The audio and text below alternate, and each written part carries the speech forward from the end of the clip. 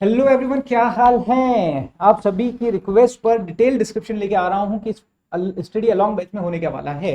देखो, study along batch जो मेरा टारगेट है वो इस तरीके से है कि जो भी एग्जाम ओरिएंटेड बैच है वो आपको मिलेगा और उसमें हर वीक मैं आपके साथ रहूंगा।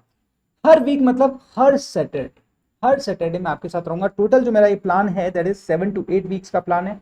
तो 8 वीक मैं आपके साथ रहूंगा और उसके बाद भी obvious है, मैं रहूंगा ही रहूंगा आपके साथ में, कोई प्रॉब्लम नहीं है। ठीक है। वैसे इन 8 वीक्स के अंदर आपकी पकड़ बहुत मजबूत होने वाली है। देखो, अब जो अपन चलेंगे ना, किस पैटर्न पे चलने वाले हैं, मैं बिल्कुल जो एग्जाम का पैटर्न है उसी पे आपको पढ़ाने वाला हूं। उसी पे अपन तैयारी करने वाले हैं। तो फर्स्ट प्रेफरेंस में क्या दूंगा, सबसे पहले हम लेंगे पीजीबीपी। सबसे पहले हम शुरुआत करेंगे बेसिक। बेसिक तो बहुत जरूरी है क्योंकि बेसिक सारा फंडामेंटल्स होता है, नींव होती है। जैसे ही बेसिक कंप्लीट होगा then will move on the PGBP. तो हमारा क्या टारगेट है, स्टडी अलोंग बैच में सबसे पहला बेसिक हुआ। बेसिक के बाद हम पीजीबीपी करेंगे मैट के साथ में। टोटल नंबर ऑफ सेशन कितने हैं, 8। ठीक है, 8 सेशन है। वेटेज कितना है, 14 मार्क्स। टोटल आवर्स कितने लगेंगे, 24 आवर्स। करेक्ट। सो इस तरीके से हम प्लान करने वाले हैं। तो जैसे ही हमारा पीजीबीपी कंप्लीट हो जाएगा, हर वीक मैं आपके साथ कनेक्ट करूंगा तो सारी चीजें रिकॉल करवाऊंगा। सारी चीजें रिकॉल करवाने के साथ उनको शॉर्ट नोट्स में किस तरीके से कन्वर्ट करना है वो सिखाऊंगा, ताकि एग्जाम में सबसे बड़ी चीज पता है क्या होती है, 30% रोल होता है आपकी शॉर्ट नोट्स। 30% रोल होता है आपकी शॉर्ट नोट्स का, 30% रोल होता है आपके ट्रेनर का। ठीक है। और 20 और 10% रिकॉल होता है आपकी रेगुलर प्रैक्टिस और रिविजन का। और 10% रोल होता है एग्जाम। 10% रोल होता है एग्जाम में आपके लक का, कि यार वो 3 घंटे में आप कैसे मैनेज कर रहे हो। हम हमारे एफर्ट्स पूरे बराबर डालेंगे। मैं आपको वो जो 30% आपका जो रोल है ना नोट्स का, वो मैं तैयार करवाऊंगा यहाँ पर हर सैटरडे जब भी मैं आऊंगा।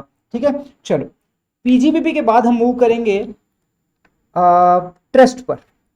क्वेश्चन सेकंड को अभी आप यहां पर रखोगे क्योंकि क्वेश्चन सेकंड का जो पार्ट 1 है 8 मार्क्स का, उसमें कई सारे चैप्टर्स आ जाते हैं। बता देता हूं कौन कौन से चैप्टर्स हैं। Capital gain, IFOS, set of clubbing, business trust, investment fund, political party, electoral trust and others.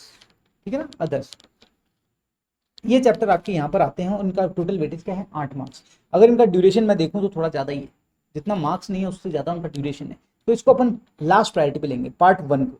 लेकिन पार्ट 2 को yes will take on high priority because NR है। एनआर से क्वेश्चन आते हैं, इवन ऑब्जेक्टिव में भी आते हैं और सब्जेक्टिव में भी आते हैं। ऑब्जेक्टिव आपका 30 मार्क्स का होता है, सब्जेक्टिव 70 मार्क्स का होता है। पहला क्वेश्चन कंपल्सरी है, बाकी में से आपको 4 क्वेश्चन करने होते हैं।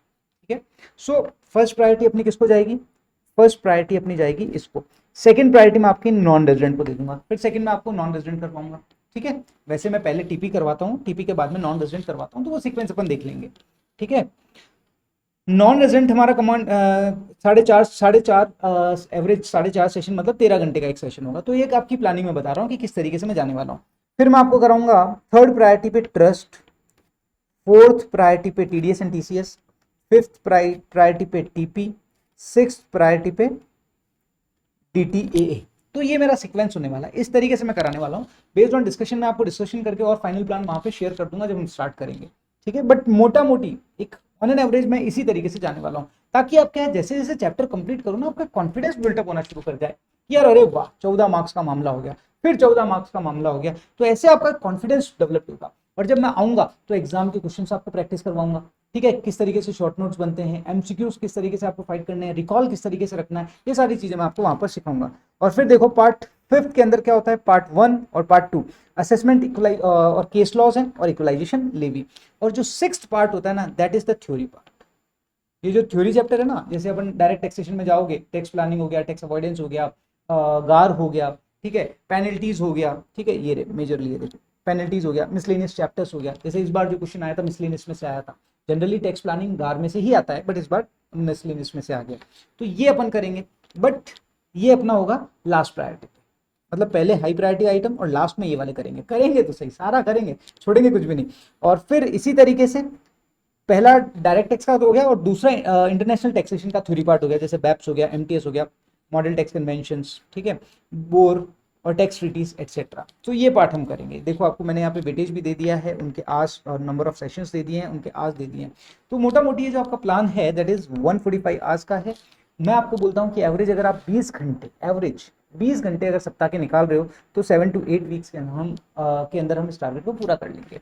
और 8 वीक्स में कंप्लीट होते होते आपके पास मैं जो शॉर्ट नोट्स बनवाऊंगा ना, उससे आपका इतना कंफर्ट लेवल हो जाएगा कि आपकी डीटी की जो टेंशन होती है ना वो खत्म हो जाएगी कि यार अब लोड नहीं है डीटी। बस रिलैक्स।